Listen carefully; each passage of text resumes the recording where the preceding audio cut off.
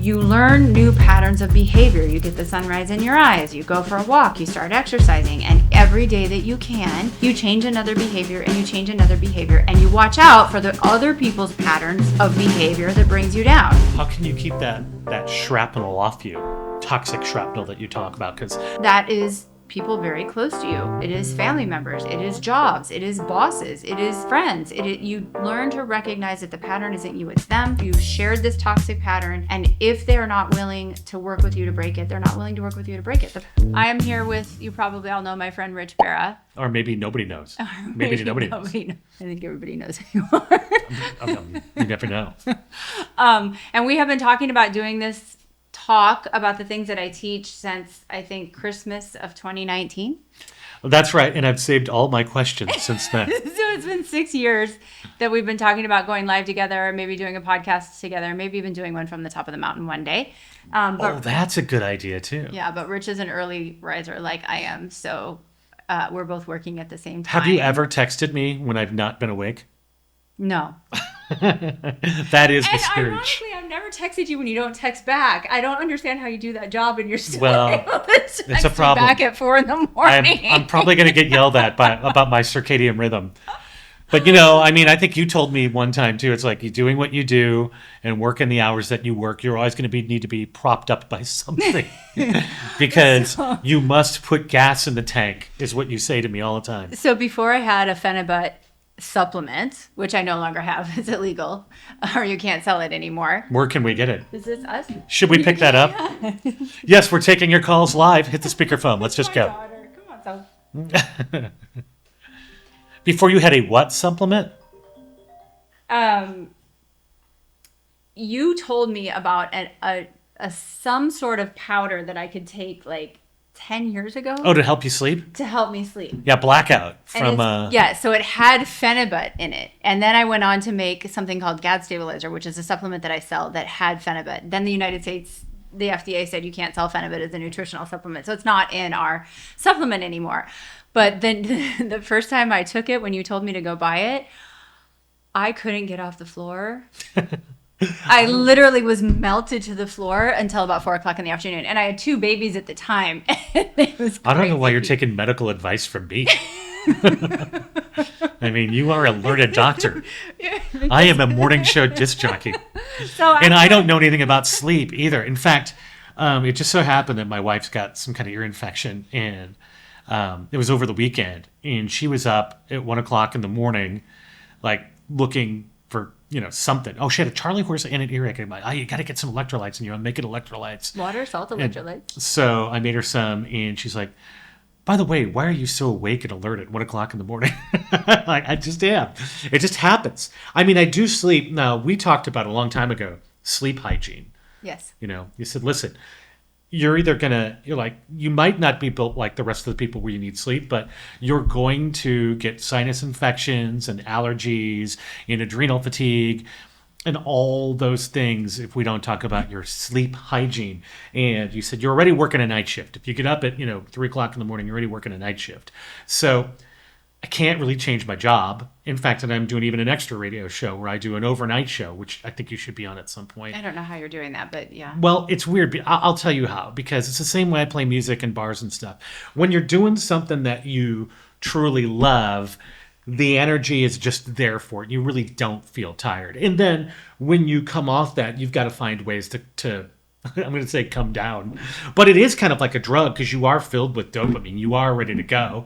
And I think that's why I get up every morning at 3:30 or 4 ready to teach and hike. It's just addictive. Yeah. I enjoy it. Even if I go to bed at 11 or 12 at night, I'm ready to go at 3:30 or 4 in the morning. It sounds weird, but I think if you're, it doesn't have to be your work, but as long as you have something in your life that you love, that is a healing thing in itself, right? Something that, if it's cooking, if it's some sort of, I've read somewhere, maybe you can confirm this. I remember being with a therapist, actually, back in the day. And the therapist said they've done studies on the brain, and maybe you can back this up, because I have questions for you. They say that your mind and your spirit is never happier, they said, when you're writing and composing your own music. because it tickles something in your brain. I said, well, what about people who don't know how to write music? They're like, well, lucky for you that you can do that. But I've since put an adapter on it. Not that I'm a medical person, but I think if you're cooking, if you're gardening, if you're, playing pickleball, if you were, I don't know, hanging out with your grandkids in the mall and walking, 5 miles looking for something, as long as there's something that has your brain occupied that you love and it is sort of creative, I feel like that's the same kind of dopamine hit. Can you confirm or deny that? Well, for me, it's learning and teaching science. Okay. And because it comes so easy to me, I just see things, pattern recognition that other people, I think, don't see. So for me, that's my creation, I guess. Someone's saying creating flow state. I think that the brain gets a positive emotional hit when you do something that you love. And when you repeat it, you grow that cycle and push the boundaries and grow that cycle. Obviously, your music has evolved. My teaching has evolved. My knowledge has evolved. My connection of dots has evolved. That's where you get your ability to build the future. And I was teaching in my advanced class today. I was talking about going to get a VO2 max test, where you get on the treadmill and they push you till you pass your lactate threshold, and It sucks. Yeah, you are out of oxygen.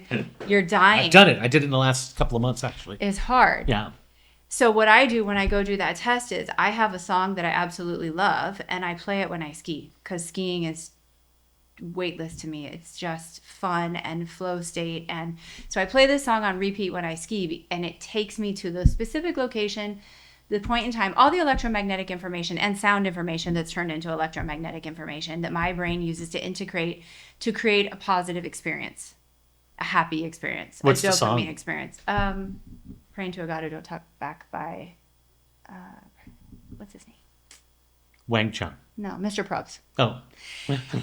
Anyway, I usually don't reveal my personal songs like that, but you got it out of me. Well, I mean, Okay, so it's my job. That's all we're going to learn today. So Said you like anyway, Mr. Probst. When I went to, I do wave after wave too. It's all quantum physics to me. So when I went, Music is quantum physics to you? well, I bury the knowledge in the song. Okay. We'll get So, to that. But what- so when I went to do my VO2 max test and I got to that 174 heart rate, I was able to listen to the song on repeat and project my mind into the effortless emotion of skiing, that wonderful feeling of skiing, and remove it from the "this is killing me, I have to stop." That. Oh, wow. And then your heart goes And then further. I was able, my VO2 went up. Every time I told myself you're skiing, it's not a telling. It's you and I have talked about this. It's a feeling. It's how you see music. It's the synesthesia stuff. When you feel it, We your talked about body- synesthesia? Yeah. Oh, wow. I was laying in a tanning bed one day. You don't remember that? I don't. I remember exactly where I was. Anyway, we're going so...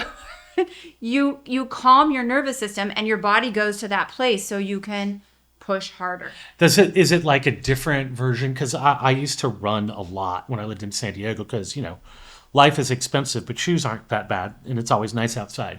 And I don't know that I ever got a runner's high, but maybe one time.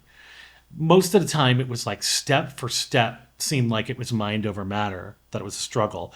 And I found that VO2 max to be like that too. It's like because there's people watching you, waiting for you to flame out. So it's like, is it mind over matter? How do you get into a flow when your body's under stress? I think you just gave a great example of that, which I think is cool. Yeah, and I think that's like how professional athletes do it. They visualize the end response that they want. I mean, for me, I visualized that I wanted to write this book. I got the book done in the Spark book. I got the book done in 6 months. I wanted it to be ready for the stay-at-home session that was COVID, where they were doing the data mining. Like, you just visualize what you want to happen, and then you make your whole biology feel the happiness, the pleasure. Words don't properly describe emotion, I think, the way I see emotion, but you feel it until it's a reality. I feel like there's since you have so many people logged on here and people have questions for you, and I know that you also are blessed with adult attention deficit disorder. So I wonder if I could ask you some quick questions about health. And you're staring at me like nobody's ever diagnosed me like that. But I know that you jump from topic to topic too. Yes. So I kind of want to start from the beginning. Can I rapid fire some questions that people want to know about you in the book, and then we can learn a little something too? My story is not important. I am the deliverer of the information today.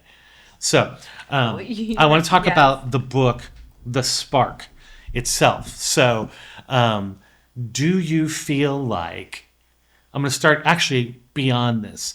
We both have been through some, and I'm sure everybody watching here has been through some personally challenging things that kind of rock your soul, that when you get out of them, you wonder, why was I in that for so long?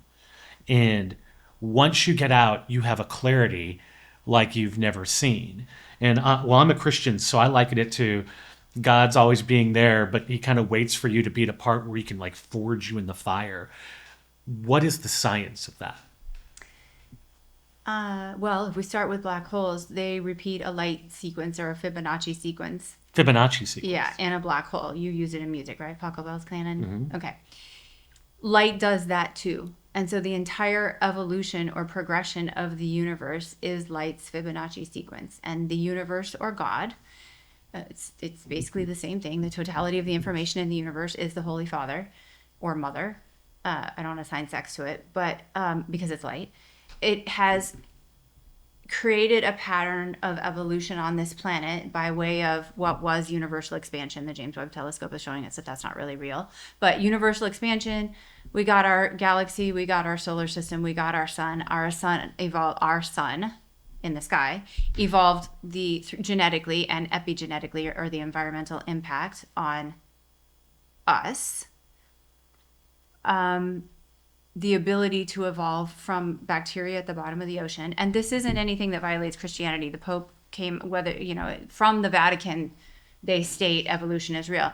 So these cells evolved out of the ocean to the different branches. Still a divine creation. It's God. It is. A divine creation evolved all of us and everything that you see on this planet, bacteria, plants, fungi, my dogs, to fill a specific niche. And its job, light's job, what it does is it evolves higher and higher levels of consciousness, just what the spiritual gurus tell you, to observe itself. So it figured out a way to use quantum entanglement, which is microscopic black holes, to transfer that light into the next ordered level of evolved DNA creature to fill all the niches on this planet under a canopy of the atmosphere, taking cues from light. It is the same story in science and religion. And does it affect us all? So I guess what I'm asking is, if you break that down, do you think that life has to have a series of ups and downs for you to appreciate, for you to get You have to learn awake? the pattern. You have to learn the pattern. There's a pattern in light.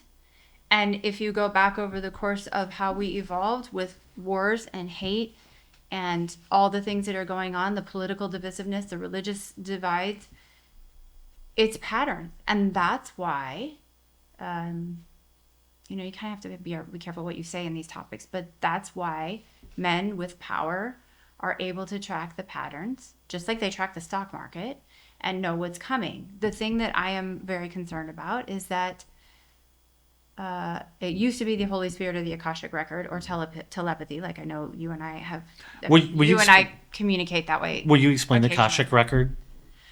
Just that there's some recording of every thing that's ever happened in the universe. What that would be in the world of quantum physics is a spin, mass, and charge of all the subatomic particles that make up you and me. And those particles can be entangled. So you and I just, between the two of us, I think you and I share similar personality, similar belief system, similar experiences. I kind of know when you're thinking of me, even though we're not in proximity to each other. I just said we haven't seen each other in a few years.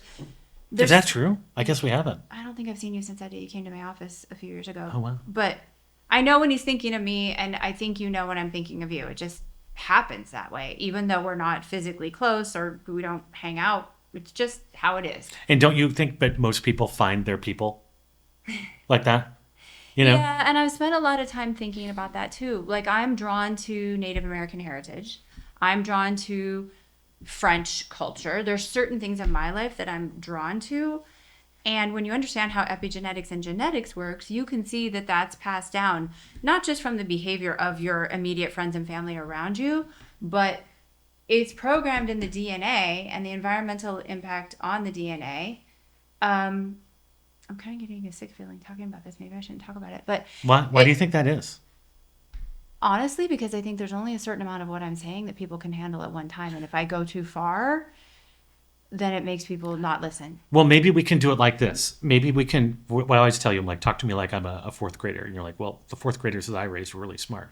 I'm like, okay, well, talk to me because I went to community college. Okay, so you're dropping things like Akashic records and quantum mechanics, but talk to me. Let's just say that I'm new. I try to use different words because it's all the same thing. Okay, let's say that I'm new to the world of finding the light. What is a good recipe? Because I know the things that people I think can feel that maybe we're fighting with some inflammation, like I know that you have dealt with in the past. How do we get to that spot where you are when you start seeing the pattern? Does it begin with something as simple as waking up in the morning and getting some sunlight on your body? Okay, now you're feeling better. Well, I don't want to go that simple, but let me go back to. We'll start there. You're passing on. Because you guys are asking, I'm gonna finish my thought before, but we're getting into the realm of what alternative people would call reincarnation. The DNA that you get from your parents and the epigenetics, like I just reposted something about how you hand down PCOS by the methyl tags or the acetyl tags. That's the entire past history of your parents, your grandparents, your grandparents, grandparents, your grandparents, grandparents, all the way back in evolutionary biology to the first cells that inhabited this planet. And before that, it was light raining down on us, or maybe molecules that landed here on the asteroids that formed the Earth. So there is a tie, some people call it the red tie, that binds everything. And that's where things like reincarnation, which I'm not going to expound upon, but that's where they come in science. Okay, so your memory, you are a conscious human. The dog doesn't have your level of conscious interaction with the environment, although that one's smart and that one's smart. Your ability to interact with the environment is driven by your recollection of the photons that you take in, which is light, and the primary source is sunlight. We look at a lot of blue light, but the primary source is sunlight. The sounds, which are converted to an electrical impulse. The touch, which I've been talking about a lot lately, is converted to an electrical impulse. So you are an antenna for this light. And all these interactions are electromagnetic or light interactions. You then, like we were talking about earlier when we were talking about emotion, you feel an emotion based on whatever chemicals are released, dopamine, serotonin, GABA, in your body, to either feel happy or sad about something. So it might give you and me tremendous joy to see the sunrise every morning because our parents raised us doing that, or I teach in the sunrise every morning. It might give another human a horrible sensation because they were raped in a sunrise or watched their parents murdered in a sunrise, and so the emotion assigned to that electromagnetic exchange is different. All of us on this planet are repeating our own sequence of behavior by learned experience from whatever people were closest to us when we were children. So maybe your parents, your aunt and uncle, you went to church, it was the church, you went to preschool, it was a preschool. You get these learned patterns of knowledge and they create your emotions, and it just repeats itself in all these spiraling ways. And so much of it is division, especially with the screens, especially with the news and all the bad things that we just keep repeating. So we are all these little individual spirals of the same information until someone comes in and says, this is how you get healthy. You eliminate the carbohydrates because insulin resistance damages your brain. It is the cause of dementia, neurodegenerative disease, basically everything, almost everything else. Then you learn new patterns of behavior. You get the sunrise in your eyes. You go for a walk. You start exercising. And every day that you can, you change another behavior and you change another behavior, and you watch out for the other people's patterns of behavior that brings you down. So if you're married to someone who's constantly going to come home from work and yell at you at night, eventually as your brain starts to get healthier, you're going to recognize that's not me, that's that person having a bad day, repeating their same sequence of bad behavior, imposing it on me. So I can either choose to teach them for what's called neurogenesis, the proper health things to make new neurons, to learn new ways. And you can only tolerate it so long. And then eventually you have to like break the cycle. And sometimes that is people very close to you. It is family members. It is jobs. It is bosses. It is friends. You learn to recognize that the pattern isn't you, it's them. You shared this toxic pattern. And if they're not willing to work with you to break it, they're not willing to work with you to break it. How can you keep that shrapnel off you, that toxic shrapnel that you talk about? Because a lot of people can't choose different family members, or maybe they're not in a position to choose even a different job. You don't go. Okay, but what if you're providing for your kids and stuff? So how do you armor up? So if it's your family, one of the like basics that I suggest is you're going to upset if you know you're supposed to go to Halloween with people who are going to drink and have a bunch of candy and get drunk and you'll feel like poop the next day. You start planting the seed now. Either I'm going to bring my own food and I can't drink, even if you have to lie and say I'm on antibiotics. I can't drink beer. I'm going to bring my own food, and you bring whatever keto meal or you make up an out. You say, well, I can be there at 5, but I have something to do at 6. You come up with an out and you plant the seed in them today that on October 31st, you might not be able to go. You might have to leave after an hour. You have something else that you have to do, so that they're unraveling what they see. It still goes back to the jogging and listening to the song. What they see is that party with you there and you enjoying wine or beer or whatever together. You started to help them project a different reality so that it's not so painful for them either. If you are in a job, all of you guys who've listened to me for a long time know if you're in a job and you start healing your own health, you'll recognize the universe will give you what you ask for. It always does. You just have to recognize it, grab it, and run with it and not wait too long. Because sometimes those doors shut. You are offered something and it shuts the next day. Like this new house I moved into. I was offered it that night. I said yes that night. It was ready to go, like a deal the next day. The deal was done the next day. If I had hesitated, it might not have happened. So you have to be ready when the universe hands it to you. And that's really good. And you can only do that when you are in a state of ketosis and the F word that I can't say, and then feasting. The feasting is important. It's not just about the F word, guys. You only can do that when you are so dialed in on what's going on in your environment that you can create the neurogenesis to recognize that there's a new pattern being presented to you. I noticed over the years, have I known you 20 years? How old's Christopher? 15. 15. Yeah, okay. Maybe 16. Yeah, a little longer than that. I delivered a son. I've definitely noticed a transition in you where you've always been smart. You've always been... Oh, I'm way smarter. And I'm not saying that to be braggadocious. No, but I'm trying to... The cognitive changes in me by being in ketosis and fasting for 10 years, I would say, well, my synesthesia has come back. I see almost all numbers and letters as color now. And that has enhanced my memory like a whole new, like it was when I was 20. And I can retain, as long as I've had sleep, I can retain information the first or second time I read it and assimilate things like quantum mechanics that sometimes I could never assimilate 10 years ago. And that is purely the ketosis and the fasting. And so that would be getting rid of all, I kind of liken it like this. And I see a lot of people don't know who I am. See, I told you. My name's Rich. I host a radio show here, and Dr. Courtney and I have been friends for a long time. And she's asked me to come in and do a podcast with her. But I normally do a radio show in my normal life. So if I sound like a moron asking about medical stuff, that's because I am.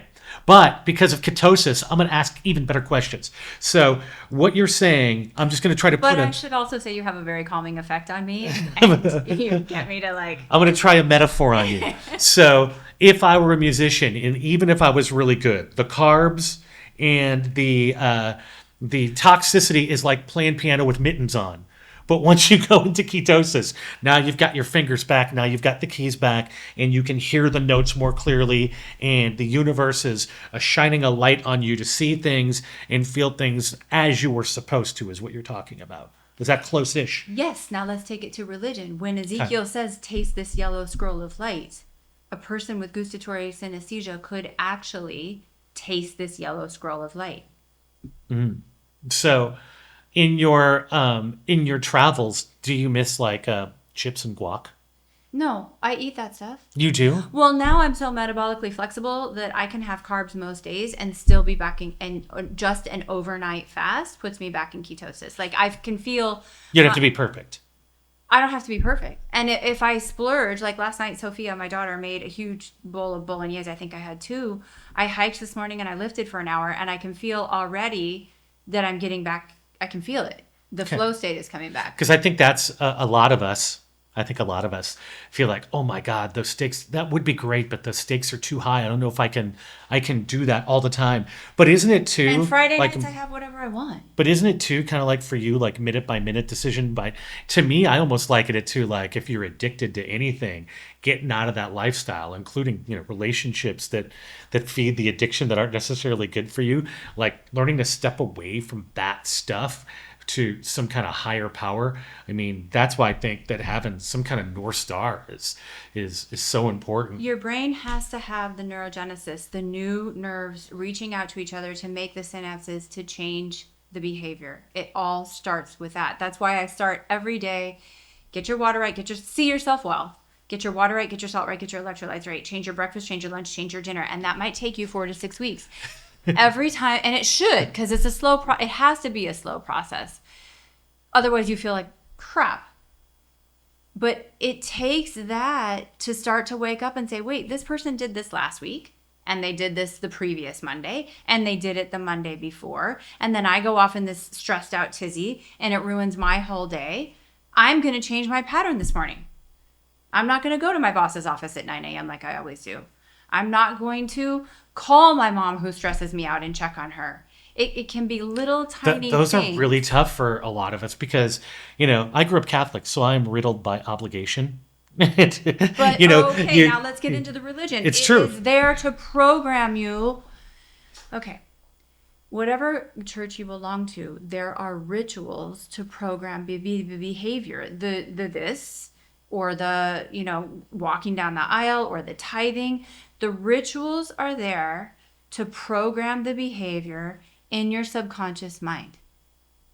That's why I say, get up, lift your kettlebell, because exercise ties a memory to your subconscious mind. It ties it to your neurogenesis. So any religion, and I'm not saying good or bad, they have repeated patterns of behavior to take you back to that moment when you first learned it, to that 8-year-old child who's supposed to feel guilt or whatever it is. Pretty cool that you're breaking this all down. Okay, so can I ask you a couple of quickies here? Let me take it even further. Okay, go further. When you see the black and white floors in Alice in Wonderland, or you see the black and white floors in the cathedrals, or you see the black and white floors in the a diner, Freemasons temples, or whatever you call them, that is for pattern recognition. And that pulls you back to... So that you have a memory of whatever you learned in that environment. It's most ancient traditions are specifically for you to change your pattern. Have you watched The OA? Yes. Okay. It's a great show on Netflix. It's my favorite show. When they do those sequence of movements that they have to coordinate, that's an example of it. Okay. That if you get, now it's science fiction, if you get enough people together to do the same movements, let's say watch the sunrise, repeat the mantra, leptin 4 to 10, say it again, fasting insulin less than 6 saves the dicks, whatever the mantra is. I'm hoping that you're using the ones that I'm teaching you. and you all hike together, work out together, do high intensity interval exercise together, like we were talking about the VO2 max testing, because that's where you get maximum neurogenesis, is when you push that window, that glass ceiling. So you should push yourself every day? Every day. Every day. Yeah, that's how you get maximum neurogenesis. I was going to ask a little bit about that, like, so cold plunge?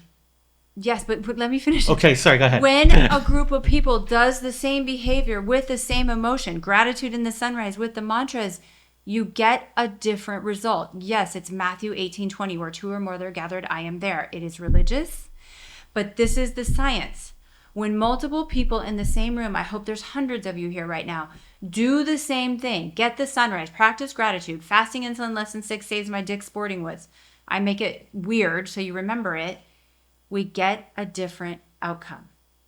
How different does your body feel after 4 to 6 weeks of like eliminating carbs, going out, moving, and eliminating I can change someone's chemistry in 4 weeks if they don't.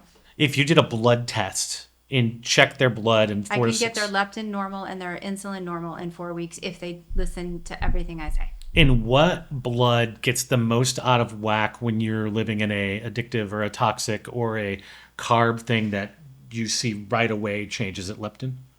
Insulin has the fastest changes, and glucose levels have the fastest changes. But can we go big picture? Yeah, let's go big picture. If the whole world were practicing the things that I'm talking about, even for the first 30 minutes of their day, and fix their neurogenesis, this is why carnivore doesn't work. High protein doesn't work. It has to be a metabolic state where you're making beta hydroxybutyrate and fasting, the word I'm not supposed to say, so and the F-bomb, and then feasting with the right nutrition to get the maximum neurogenesis. If we had the whole city of Phoenix doing it, you think that would change the outcome or the trajectory for the state of Arizona? I think the grocery stores would look a lot different. You could potentially change the outcome of the city of Phoenix. You could potentially change the outcome of this state. You could potentially change the outcome of this country if everybody was on board with fixing their cognitive decline into dementia. You could change the trajectory of the entire West. The thing that's coming is the technological singularity, where we are merging with artificial intelligence, and it is going to only teach you what the totality of humanity understands. So when I say we have, I know I'm going deep and you're wanting to stay a little more, but... That's okay. People are into it. I'm watching. We only have a brief window before the types of things that I'm saying are squashed by the people with deep pockets in the technological singularity. We don't have a lot of time. The science of Genesis, it says that women made us fall from heaven. So I saw that as, we got to change this. We got to change the foundation of our civilization so that it doesn't permeate the Judeo-Christian tradition, and people realize, no, there really is a flash of light, and it's fluorescent tag dye to see it in the lab. There really is a light injection into each zygote at the moment of fertilization. Now, if all of humanity was practicing ketosis, fasting, sunrise, the mantras, here's what I do to fix my health, here's what I do to change my behavior, here's what I do to make a different outcome for my family, here's what I do to create a different outcome. I wanted the ripple effect to be so good that it would unite all of us in the technological singularity that I don't think people even can grasp what is going to change at this point. Do you think it's one of those things when you explain it, you don't understand it until you start practicing it? Do you think that's Correct. why? So if you're going to jump in, I see all these people over here saying, I'm ready. Talk about singularity. I'm ready. Let's go. So I just want to understand, like when you talk about fasting, we were on the phone yesterday or the day before talking about it. And you said, I too want to kind of explain why sometimes people are doing these things and it's not working for them. Yes. Okay. Why is that? Fasting to a state of a word that begins with starve and rhymes with nation, and I'm not supposed to talk about that either, means that you are eating through your damaged tissue to a point that you have broken it down, performed autophagy, which is self-recycling, and apoptosis, which is literally cannibalism. They call it cannibalism in the scientific literature. And then you feast and you get a flood of new immune cells and new stem cells to regrow your body. So when you just practice carnivore, high fat, and you don't necessarily enter ketosis, which is a state where you poke your finger and make sure you're not running on glucose, you don't even begin to get there. If you fast and you're only fasting 18 hours and then you're eating in a 6-hour window and you don't actually get to that star, blah, blah, blah, will save the nation state, you are not getting to the point where you get the bone marrow wipeout or the wipeout of the damaged tissue to replace it with the feasting, the pasta that I had last night, and all the vitamins to make sure I got the proper nutrients to feed my baby zygotes or stem cells today. So if you're just doing it half-assed and not really understanding that it's an actual physical state of the cell that you have to get to, it's not going to happen. So if a person is 250 pounds and their leptin, which is your fat sensing hormone, is 50, and their insulin first thing in the morning is 20, and that's insulin resistance, it could take that person a 7 or 8 day fast to dump all of that sugar that's been stored in them and you're not to starving? enter that state. So this is why I teach it slowly, because I can teach people to do it over 2 months so that they don't get starving. If I do it gently and they listen and they don't try to race ahead, it takes me about 2 months and I can lead any horse to that water. If you just try to go fasting for, and this is not medical advice and there's caveats, and if you're diabetic and you have kidney disease and all these things, don't do this. But if you just try to fast for 7 days as a 250-pound person, the carb addiction pain and the keto flu is going to be so bad, most people don't have the willpower to push through it. They can't. How could you? When your glucose drops and you're not running on ketones and all you want is carbs, you just stuff yourself with carbs. It's too hard to overcome it. So for the people who are doing like an 18-hour fast and a 6-hour eating window, very often, unless they really understand what I'm saying, they'll just fast for 16 hours. They'll be so freaking hungry. They'll go to the Mexican restaurant and think, well, I fasted for 16 hours. They never really got to that. They're just into the feast. They go right back to the feast. And so people who don't take all the groups with me and really understand what they're doing, that's what I see them do. Now they're prioritizing a high-fat diet, which is really high in calories. They're not making sure that they're periodically practicing restriction, and they just get fat. Okay, so what's the... if I see a lot of people on here right now, so what is a starting point for us to get into this, to make sure we have enough supplements and the right kind of protein and vegetables and all that, in the right amount of window for individual bodies as you're kind of trying to get to the spot where you find yourself in? Well, the first thing is you take 4 weeks to slowly eliminate carbohydrates from your diet. And you'll feel that right away. You'll start feeling that. Just eliminating it. If you let it take that period of time and you understand drinking enough water, enough electrolytes, you won't experience the keto flu. If you try to go too fast, your brain can learn, and you can learn to read the labels and know what you're putting in your body, but the metabolic machinery takes a couple weeks, 2 months to build up. So you will have that awful feeling. If you take about a month to do that, if you've never done this before, then I just started my autophagy and apoptosis, otherwise known as the F-bomb group. We are going to slowly practice experiencing the sensation of hunger. Most Americans don't really know what it feels like to feel hunger and respond.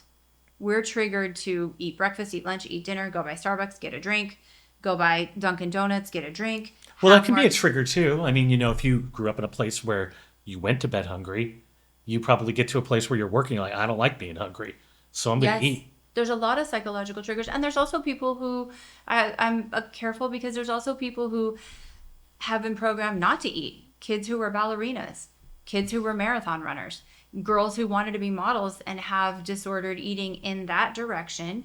That's why on social media you have to be very careful talking about autophagy and apoptosis. This is my hand signal for not eating. Because they will misunderstand and then they'll just use that as a reason to not eat at all. And that's dangerous too. So I'm really careful I use the terms mama bear, papa bear, and baby bear so people can identify which category they fall into. So they know, oh, okay, wait, I got to gain some weight and some muscle before I can even embark on this. And all this is in your book too, right? No, the book is just The Science of Genesis. Oh my gosh. gosh. Or The Zinc Spark. Where we come from. Yeah, this is just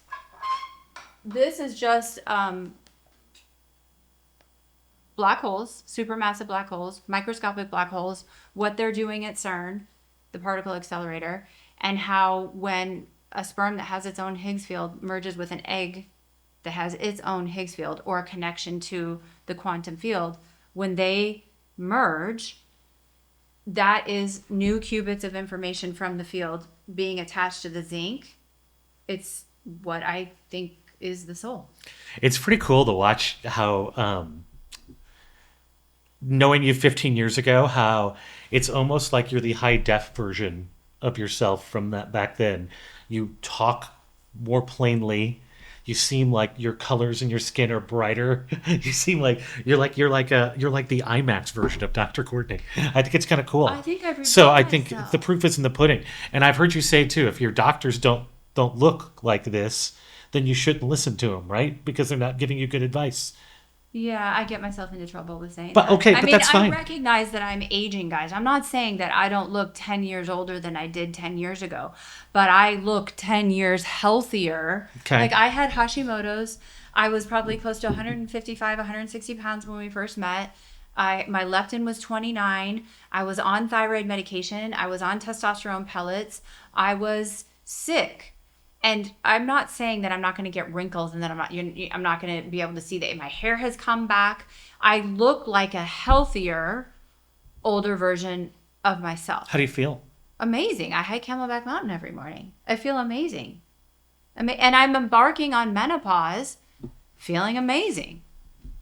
And I was on hormone replacement. You and I have talked about hormone replacement a little. I was on hormone replacement from 42 to 49. You're not taking any of that anymore. No. Oh, wow. Well, I had an elevated FSH this year. I had to start using some vaginal estrogen cream because I was getting bladder infections. But I'm like, the past 2 months, my Aura ring says I ovulated again. So I'm like at 54. I said at 49 when I wrote this book, I want to see if I can delay menopause. I want to get off this shit. I want to get off the thyroid medication. I remember December 14th, 2019. I have a memory like an elephant. I ovulated again. Oh, I wow. remember. And I said, I'm going to try to get off all of this and see if I can push menopause back another 4 or 5 years. So far, it's working. Okay, tell me some stuff that we do. Let's go through. Can we go through a quick round? Because you're talking fast. So can I ask you some fast questions and you just answer them really I fast? can slow down. Okay, I want to ask you about things that are healthy, that we think are healthy, that are bullshit. Okay? Green leafy vegetables. Green leafy vegetables. Okay, go. They contain the toxins, the stored heavy metals, lead, cadmium, arsenic, and mercury from the soil. That's where it all goes. It goes into the water, it goes into the soil, the plant sucks it up. So you believe that things like cilantro or celery detox you. They don't. They are concentrated heavy metals. I'm not saying they don't have vitamins in them. They do. They have nutritional contents in them. But every religion tells us, every ancient civilization told us, you have to fast. And then when the sun comes back in the summer and you consume those plants with the vitamins, but also containing the heavy metals, you have fasted, preparing your body to get rid of the heavy metals. Like some of you see them, they come out or they get trapped in your skin. When we have these brown age spots, that's heavy metals in your skin. Oh, I didn't know that. So you were meant to have evolved with this tradition of not having as much food in the winter, fasting in the spring, like Lent tells you, or like Ramadan would tell you, and then having the carbs only when they're in the environment because they contain the heavy metals. And nobody obeys that. So if you look, is it the Book of Daniel that has a fasting? Yes. Is that a good fast? Is I that a always good way to think- treat it? I always think of Jesus fasting for 40 days And you can do that? in the desert. Harvard actually did a study looking at fasting for putting people into a hospital and having them fast for 40 days. Now, you wouldn't want to do it with someone. I love Celine Dion. I think that part of what's wrong with her, I know what's wrong with her, but part of what's wrong with her is she was too lean and she didn't sleep and she got into this low leptin situation. So a person who looks like Celine, who is as type A as probably you and me a millionfold, and has gone gung-ho her whole life, you cannot take that person and fast them for 40 days. But you could take an obese American, and most people way underestimate their level of obesity, when you go get a DEXA scan, it's rudely eye-opening. And you could fast them easily for 40 days, and they would eat their own fat and recycle their own protein and grow themselves a new body under supervision. So are you saying to like, maybe I'm making a bold guess here, but does that mean, let's say there's irregular cells in your body? There's always irregular cells in your body. And maybe some of them are precancerous. If you're fasting properly, your body's going to jettison those cells because it's using them for fuel? Is that what you're saying? You are just made up of fat and protein.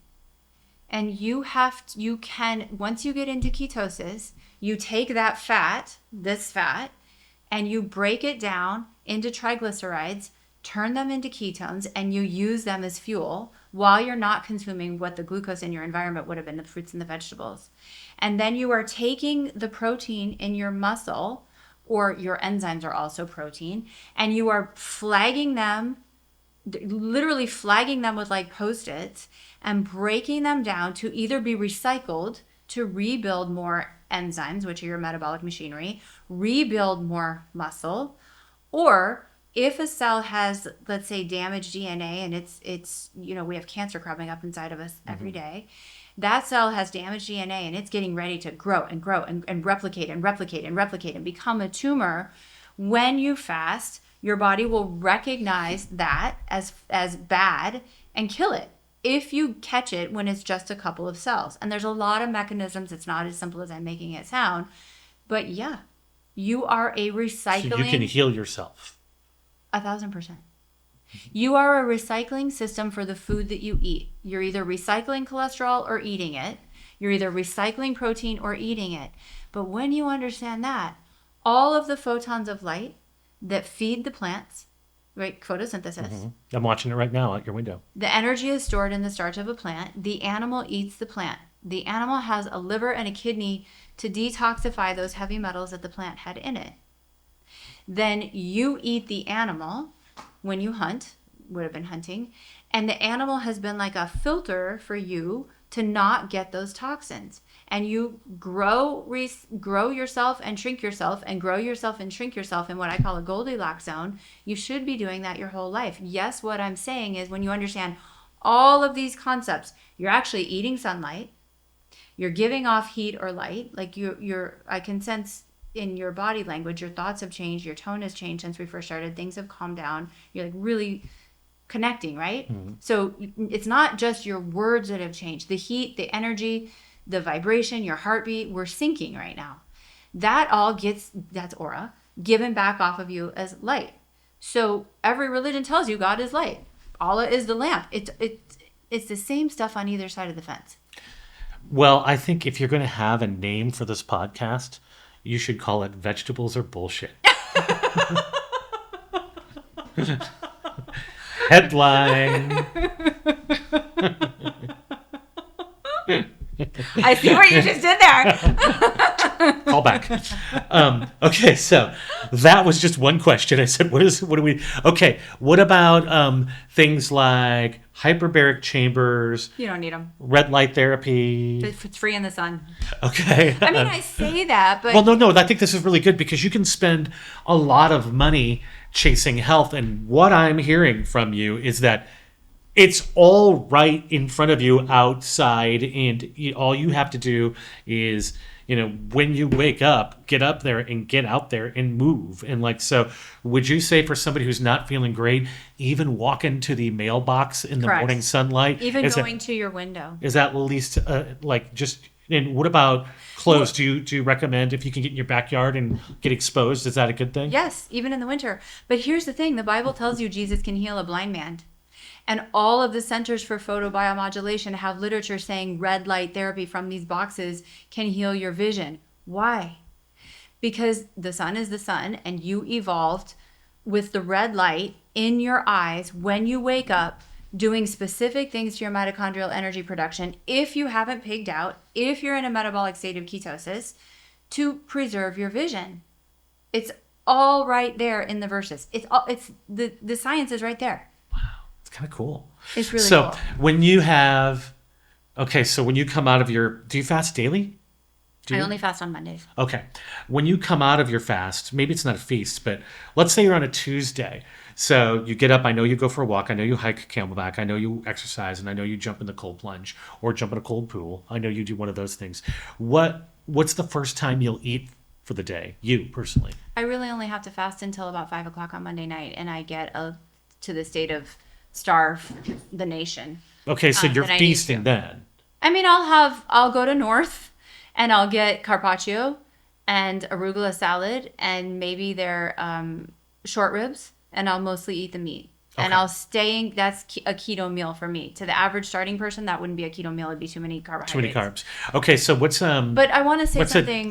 so go ahead. You go ahead. When you talk about the light boxes and the light therapy, I'm not so dogmatic as to tell everyone that they have to move to Florida or Mexico to heal themselves. I realize that if you tell a sick or a tired mom that you have to quit your job and move to Florida to get better, it's going to make her worse and not better, because psychologically she won't be able to handle that. So is there value to buying a red light box like the Mitolux that I've been working with lately? Yeah, it's better than nothing. Is there value for going in a red sauna, a red light sauna? Do I own those things? Yeah, they're better than nothing.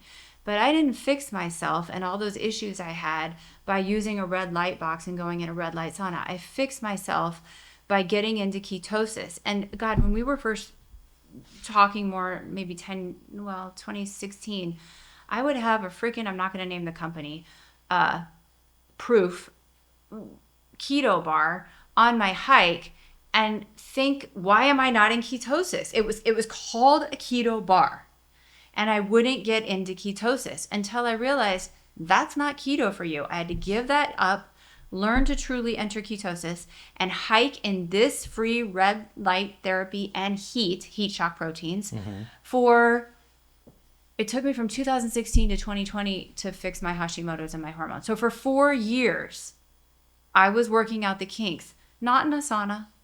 I was hiking my ass off, doing high intensity interval exercise, got to the point where I could go all the way over camelback, getting my heart rate periodically up and down to 174 under the free red light therapy of the sun with the heat shock proteins in the summer, getting a little dehydrated. Like, it all had to work together. Getting a little dehydrated is good for you? When you're at the end of what I teach, when you get dehydrated, you can increase erythropoietin. So you would know that as maybe some of the doping drugs that some of the famous cyclists take. Your kidneys will upregulate erythropoietin. They will sense dehydration, and they will make you that much stronger. But that's like a Jedi move that I don't usually teach until the end Okay. of 4 months of training people in this stuff. I think this is really helpful. I mean, I learned a lot. I talk to you all the time, and I learned a lot. Good talking to you today. That's pretty cool.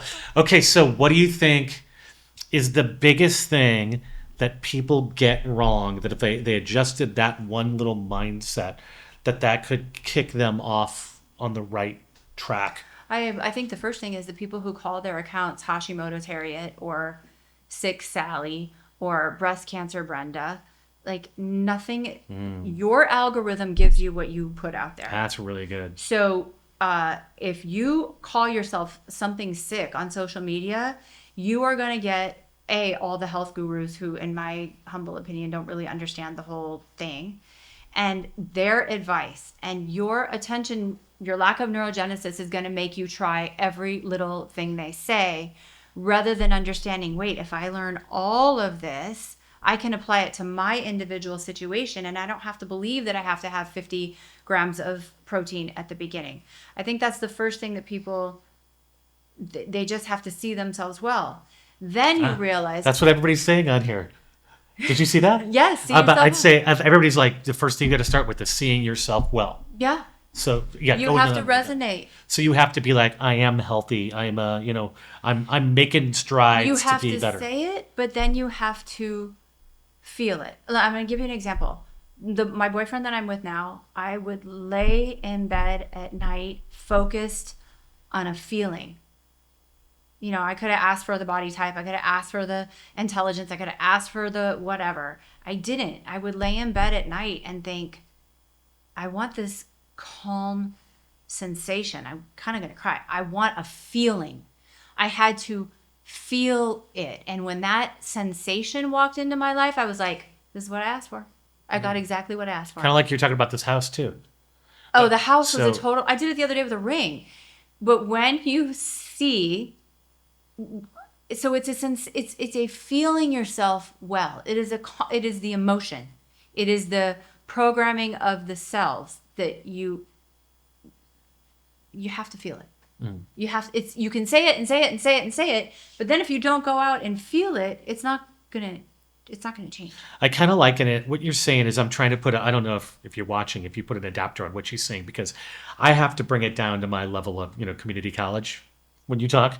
And so I liken it to when I go to write a song. It doesn't matter until you have the instrument in your hand and you start doing the thing that is going to produce. It's almost like you got to open up the Ouija board and let the songs come through you somehow. Even if you're just going down, like you're playing one chord and singing something, it's going to lead to somewhere. So you're saying you got to at least get outside and feel some sunlight on you so that you can begin the journey. Is Yes. that okay? Well, you're having a dialogue with sunlight. So there's two. I want to talk about the tanning bed experience when you and I had this conversation that you don't recall, but I also want to talk about the sunlight. So this could be a divergent conversation. But in the sunlight, it's triggering your opioid. In the middle of the day sunlight, it's triggering your opioids to be made. It's triggering your cortisol to be made in a good way, not a bad way. It's triggering your immune system to be boosted. That's a conversation. Now, you might assign emotion to it because you're out there with your husband or wife or boyfriend or girlfriend or talking about what you're going to do. But that is a dialogue. It's not a word dialogue. It's a light photon to genetics dialogue that makes you feel a certain way. It is prayer. The photons through your eye are altering genetics in your brain to give you dopamine, serotonin, melatonin at night, endorphins and kelphins. And people say, oh, my family members think you're crazy because you're talking like this. No, it's a conversation. And that is what religions call prayer. Now, where two or more are gathered with the same repeated patterns of behavior, with the same sun signals, a lot of good shit can get done. Second, when I was in this tanning bed having this conversation with you, you were not there. I don't know where you were, but we were talking about out-of-body experiences. And you said to me, I follow the music, which is basically what you're describing. An out-of-body experience is not something that these quantum gurus take you to a resort and put an EEG on you and tell you you're going to have this orgasmic experience of light. An out-of-body experience is more like inside of you when the channeling happens and you follow. For you, it's the music. For me, it's the sum total of all of the knowledge and all of the intuition I've had in my 54 years of this planet, seeing thousands and thousands of sick people. It's how I can know what's wrong with someone the second I look at them. It is that type of thing that allows you to have that type of experience. And when you get really good at it, when you understand physics and you realize time isn't real, it can catapult you. Now we're going to get into a little bit of weird stuff, but this is why remote viewers are able to see across the timeline. That's real, remote viewing? Being able to see across the timeline is real. What do you mean? Whatever you mean by remote viewing, I don't know. But being able to precognitively see things and literally affect the past, because outside of this mass of this body, time doesn't exist, that's real. How is time not real? So if you take cesium, for example, it's an atom that light affects and it resonates, and they use it for atomic clocks. Well, you are an atomic clock. You are made of subatomic particles that are vibrating in and out of this field of energy or information. You are a human time crystal. If the energy, E equals mc squared, energy equals mass equivalent, if the energy is not tied to mass, it exists in a field of quantum interactions where there is no time. So this, I'm going to lead us to the next topic, and once you see where I'm going, then you can ask questions. This is what they're studying at places like the Large Hadron Collider, what I call the Large Hadron Collider. They're looking for supraluminal, faster than the speed of light, energy or information communication. And the leading physicists at universities will tell you nothing can travel faster than the speed of light. But the reason CERN is building a larger particle accelerator, they're building a bigger racetrack to Isn't that like slam. 12 miles long, the one that exists already? Or 2 miles long? No, it's like 27 miles around. It's big. 27 and they're miles. They're going to go even bigger to be able to slam particles. They're already at 99.9% the speed of light, even faster together, so that they can see what's going on the other side, where faster than the speed of light communication happens. Wow. There is a field where things, they will tell you it's not information. They will tell you it's not communication because it requires an observer in one spot and an observer in another spot to be able to say what's going on the bridge in between.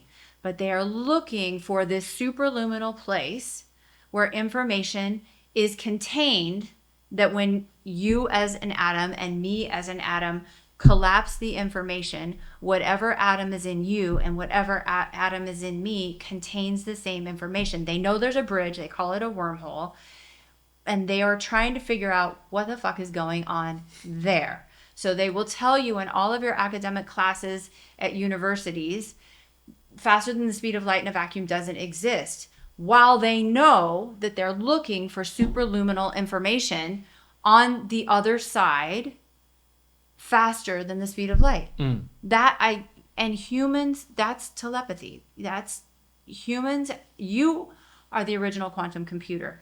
You are the original intelligence. You are the original sharer of this subatomic information. You and I are the original communicator of this. Wow. So we are with we're reverse engineering the power of human telepathy for an artificial intelligence that doesn't I know everything about my boyfriend. I know where he is most times of the day. We share thoughts, we share dreams. I know as much as he lets me know, but our thought patterns are one. We complete each other's sentences. You are supposed to be like that with your tribe, your children, your parents, whoever you allow close to you. Human communication is supposed to be like that. Jane, who just passed away. Jane Austen? Yeah, Jane Goodall. Goodall, sorry. Not Jane Austen. She studied this in the animals in the jungle. She knew that they had telepathic communication. Lots of people study it. Einstein died studying it. So what we are reverse engineering, for example, with the Teslas, with the 12 cameras on their cars, is when your Tesla goes out, it knows where all the roadblocks are. It knows how to get you there the fastest. You don't know if there's an accident on 56 and Thomas, but the Tesla knows. The Tesla is your version of eyes, ears, all of the senses that we talked about at the beginning. And it's sending information back to the hub, wherever the hub might be, so that the whole team of Teslas knows. Now we're reverse engineering that for the robots. Now we're reverse engineering that for the armies. Now we're reverse engineering that for the military. That's why we are building a King's Dome or the Golden Dome of the United States, to protect us from near quantum or soon to be quantum entangled, what you and I sometimes share, downloads for military purposes. Sorry. It's okay. I went deep there. It's okay. People are loving it. I'm looking to see if you have any questions on here that I can get to right away. But that was all for, what did you have for dinner last night? That was good. No, this is just what I teach everything. Look, I'm not. Can you grab me this book for a second, because I do want to share with this bit that people don't know about. I want to say something, and we might cut this part off. There's a lot of people coming for me right now because they're saying that I am regurgitating what other people say. And if you just listen to me, this is me thinking for years and years on these topics and trying to lead humanity into this technological singularity with the knowledge they need. A, how to keep their bodies and brains healthy. B, how to raise a more educated community. C, how to make sure that the AI that we are modeling after us is appropriate, because AI will be fighting these wars for us in the future. It will be fighter jets with no pilots and EMP weapons and these types of things. So it has to be programmed out of love, and which is entanglement. It has to be programmed with the right data or information. And if you understand what I was saying about everybody following their own Fibonacci of behavior, if we don't get this right, this is the only time that we have to get it right. We have Our lifetimes, do you think, too? I was expecting it to be 2030 to 2025, 2035, and it's already here. Well, that's pretty close. We're mean, when we're I in it. say nipple deep in it, and I used to say we were ankle deep. We are past the point of no return. I thought we had until 2030 to 2035, but I was wrong. The name of this book should be "We Need to Get Our Shit Together." Is what it should be. Here, it's, for some reason, oh yeah, it is showing up. Yeah, it just took a little minute. It's a little behind over there. It's okay. Okay, I think this is excellent. Now, how do people see this later if they want to share this video? Or I want to rewatch it because I feel like you pushed out a lot of information that still needs to. I mean, the overall picture I get, but the intricacies of what you're teaching, I want to hear that again. I can feel the magnitude of what you and I are doing right now because so many people have asked me to go on their podcast, and when I try to go deep into this stuff, they get their feelings hurt that I know it from a different perspective or know more. And so they won't go deep with me on these topics. So thank you. I knew you would be the perfect person, which is why I asked you to do this in 2019. Well, listen, I think if you're watching this and if you felt something kind of open up in you, then you know it's real. You know it's not nonsense. And there's never been a time I've talked to you where I don't get some sort of truth bomb that kind of lights up the system. And sometimes I feel like you're frustrated with the universe that the people aren't picking up on this. You're like, I've already said this. I've already talked about this. I've already gone down. You should have been in my last video, bro. It was like, you need 1 scoop of Ultima a day. How many scoops of Ultima do I need? 1 scoop of Ultima a day. Yeah, but remember, we're all playing piano with mittens on, so right. I know. It's okay. So you've got your mittens off. You're already playing Tchaikovsky. So it's good to do this. It's how do people watch this? Is this going to live on your Instagram? Does it go to YouTube? Where does it go? Okay, so we're going to put it on YouTube. I may leave it on this Instagram page, which is Dr. Courtney Hunt, for a while. And then we will cut it up into sound bites. That's why I was laughing when he gave us a good sound bite. And just broadcast it on my Instagram page and my TikTok page. And just so you guys know, I know some of you are liking the clips that I'm using and some of you don't feel like it's authentically me. Those are all, we have chosen to do that because there's certain topics that I can't discuss, obviously the F-bomb being one of them, but other people can. And so if any of you want to use those clips and just repost them, just because I can't post about the topics of hunting, fasting, feasting to fix yourself, you guys can. Oh, that's good. So they're going to be on other pages too. Give the power to the people. I think that's amazing. Teamwork makes the dream work. Yeah. Thanks for asking me to do this. Did you get out? Or anything that I missed for you that you want to? There's probably lots. How about I come back and do another one? I think the importance of understanding what a singularity is and what the longevity escape velocity is that these online really wealthy men are after, immortality, parthenogenesis or the immaculate conception, that's all real science. So I think those topics, that's where I am at the cutting edge of You're saying the Bible is science. Well, the Bible says that Mary had an immaculate conception, and that's really light. But what we are able to do now is take a man's adult skin cell, like a skin biopsy from you, turn that DNA into an egg, and fertilize it with another man's sperm in a petri dish to create a baby. So that's immaculate conception. There's no egg. There's no female. So that's the edge of where we are with fertility. So the things that you see in the Bible, now we are there? Yeah. Technically? Yes. And when I said Akashic record, artificial intelligence has already figured out our protein folding. The final frontier that artificial intelligence is after is knowing the spin mass in charge of every subatomic particle and everything around us. That's God. In this book, speaking of which, this gets into the genesis of where we came from, the spark, right? Yes. So I think this is great. Your Spark is Light is the name of the book. So if you don't have it, you should pick it up. I have my copy. I found it on Amazon. It's on Amazon. It's pretty exciting. And it's free on my site. I don't charge for it. Oh, you don't? No. This is Rich Berra. He's a fantastic Kiss FM DJ in Phoenix. Thank you guys for asking again. And I'm learning about the mitochondria, which is the very first thing I learned about from you. Good. Right? They're important. The most important. They're fueled by sunlight. Yeah. Wrap it up with the mitochondria. That's a good place to start and be in the middle because you write about it in this book. What does it do in your body? So your mitochondria are making energy. They're taking instructions from sunlight, and then taking information from the food and taking the oxygen that you breathe, which I think of as almost like a biological poison rather than what everybody else thinks is they have to have it. You had to evolve a way to deal with oxygen in the environment so you didn't get sick. So the mitochondria are taking those three inputs and turning them into a chemical form of energy through an electron gradient or an electrical gradient to fuel you. And they are coated by sunlight, basically. Wow. Boy, you really do need to get out in the sun. Even if you live in Montana, doesn't matter if it's cold outside. Well, no, then you would go outside in the sun when it's cold and you'd get a little cold, and those are cold shock proteins. And that's why good, people too. use cold plunge. Well, thanks for having me. This has been awesome. Thank you. It was fun. You guys should really check out our house. It's really nice. Thank you. Lots of white paint. Well, I wanted a house where I could put Parisian paintings. I got it. Okay, thanks, you guys. It was fun. Nice we'll to meet you. Up within the next day or two. You can follow me at Rich Berra. I have nothing intelligent to say on my Instagram. He's an amazing artist. He's an amazing musician. And listen to him on Kiss FM. He's hysterical.